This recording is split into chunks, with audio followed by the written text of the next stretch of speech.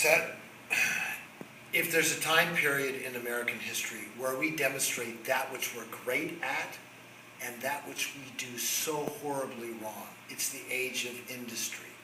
The late 1800s sees phenomenal industrial growth in this country at enormous cost. But the question you'll ask and answer is that cost worth it?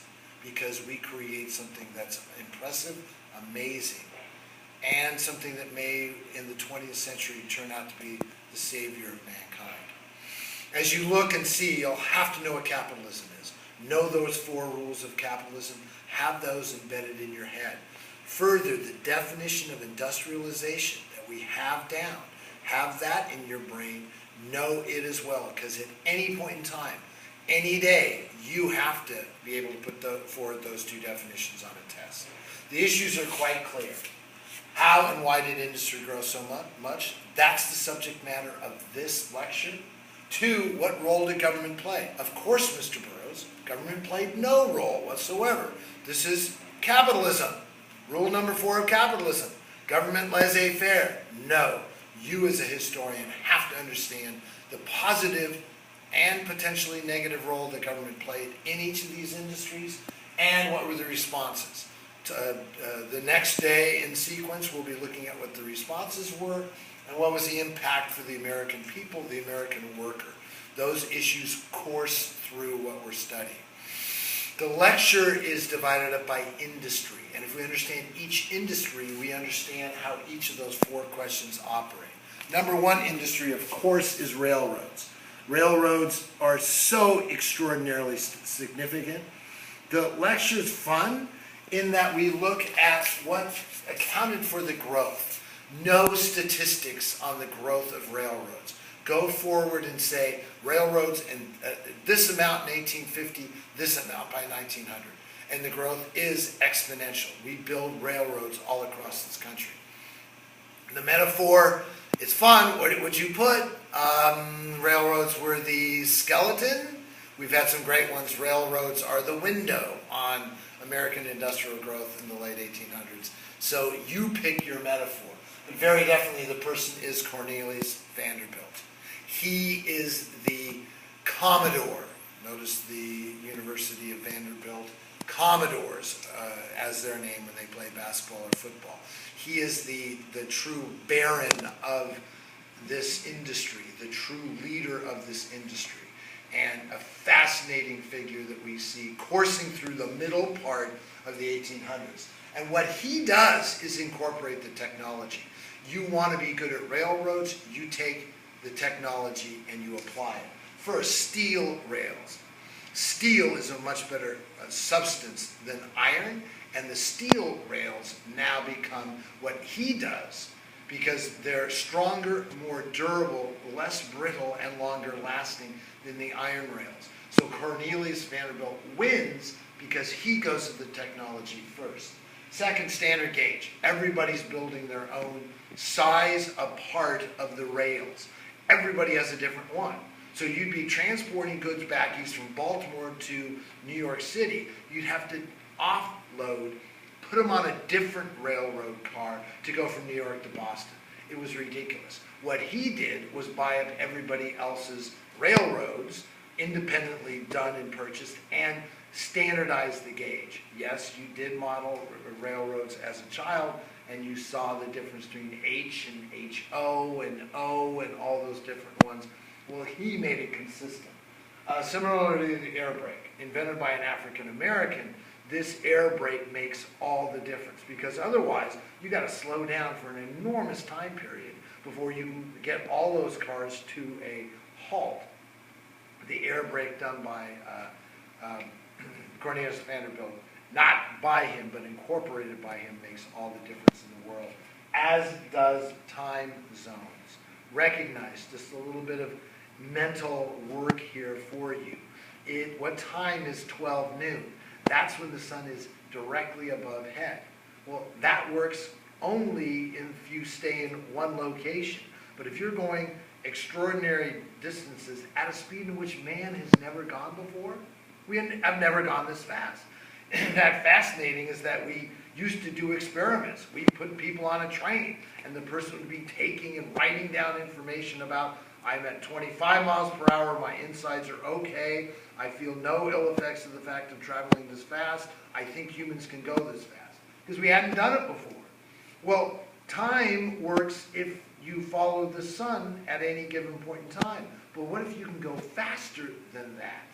What time is it is very important when a train's coming through town. So we create zones of time. Literally, the time zone right now in LA is the same as in San Francisco. But if you look up in the sky, the sun is not as far along in San Francisco as it is in LA because it's much further west. And so we call it all 12 noon, but I don't know what time it is now. Yeah, we all call it 12:25, but the sun's actually in a different place because of the difference in the longitude and the impact of the sun on the spinning Earth. That's why we have days and nights, because the Earth spins, not because the sun goes around us. So what we have are time zones that are literally created by the railroads in this time period. Using that technology, we create an industry. Aha! What might the issue be? What accounts for the incredible growth of American industrial might in the late 1800s? Technology might be there. Oh, well, we've already used T as our alliterative thing. Can't use T, so we might have to come up with something else. Keep that in mind. And then finally, government assistance. Did the government help out at all? Yes, you have to know what the American government did. The United States government did one thing that was incredibly positive for our railroad industry. Again, totally violating the fourth rule of capitalism, but it did do it. What did the United States government do for railroads? Gave free land. Out west of the Mississippi River, all the federally government-owned land, the railroad could take whatever land it wanted to on a 6-mile-wide swath and simply chart its course out, selling the other parts of the land that it didn't need to actually build a railroad. We gave away the public trust, land that could have been sold at profit by the government and used to finance our government needs, given away to the railroads. Is that a benefit? Yeah, and you'll account for, at the end of this, the 3 things that happened to our nation because, maybe the 5 things that happened to our nation because we built railroads out west, we unified the country, we settled the American West, we put crops out in the American West and get them back east as best we can. Those are just the 3 easy ones. You keep coming up with others. The incredible benefit to the United States of America from the fact that we build railroads out west. How is it railroads are built out west? Private companies get free land from the U.S. government. That's important. Oh, my time machine hasn't backed up, but that's okay. I'll do that soon. As soon as I grade all your guys' papers. Or is there any bane? Is there anything negative to that? Yeah, I think maybe giving away public trust, giving away public land to giant rich corporations might be negative. You make your choice, but it did happen, and we did settle the West. Now, one important thing, and maybe just because I like it, is the fact that we have a transcontinental railroad. The Transcontinental Railroad is the one road built by the federal government. Remember the national road? Yes, on your exam, people didn't do as well on that. One national road, all the other roads were private or state government. One railroad. We build a transcontinental railroad, and it's fascinating. It's built by 2 corporations. The Union, I wonder when it was authorized by the Republican Congress during the Civil War. The Union Pacific Railroad built west from Omaha, Nebraska.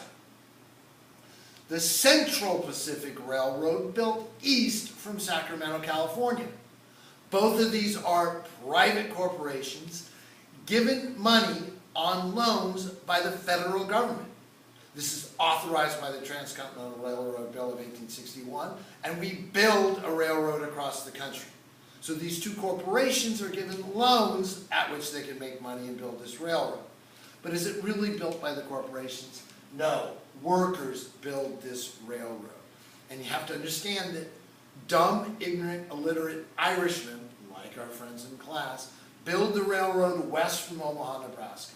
And immigrant labor from China build it east over the Sierra Nevada mountains through the Great Basin from California. And these immigrant groups actually build the railroad. Yes, it was bedlam on the plains to have these Irish with money, followed by brothels and gambling dens and drinking dens that just ripped the money away from these poor Irish guys as they built the railroad west across the plains. And the Chinese, expert and brilliant at dynamiting and building this railroad across this incredible, Sierra Nevada mountains. So they build the railroad. What I also love is the fact that the Big Four are involved. And the Big Four were the guys in the Central Pacific Railroad from California. Little California history that you can't beat. Crocker Bank, the financier of this. Crocker Bank used to be the biggest bank in California. He's one of the Big Four. Mark Hopkins, the Mark Hopkins Hotel. Go to San Francisco. Go to the top of the Mark, which is the greatest restaurant in San Francisco. See the view of the city. Have dinner there. Mark Hopkins, the guy, builder of the railroad. The Huntington Library down in San Marino. The extraordinarily wealthy financier, railroader. The Huntington Library is one of the great cultural attractions of Southern California. And then near and dear to my heart, Leland Stanford and his contributions. Leland Stanford's contribution was in fact to be fat and old and not very smart, because when asked to drive the spike in the middle of the nation at Ogden, Utah, Promontory Point, on that heralded day in 1869, when we wed the Union, Leland Stanford, being the important financier, supporter, Big Four type that he was, takes the giant sledgehammer, swings, and because of his girth, misses the spike. And everybody's, doing the telegram. Leland Stanford has wedded. No, he missed. The fat doofus missed. Then swings again, hits a glancing blow. They finally had to get a Chinese guy to come in and actually drive the spike because Leland Stanford was so incompetent.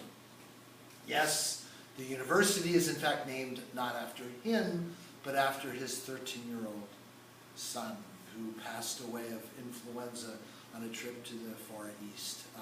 So yes, in fact, it is Leland Stanford Junior University, which the Cal weenies always go on about. Oh, you go to a junior university.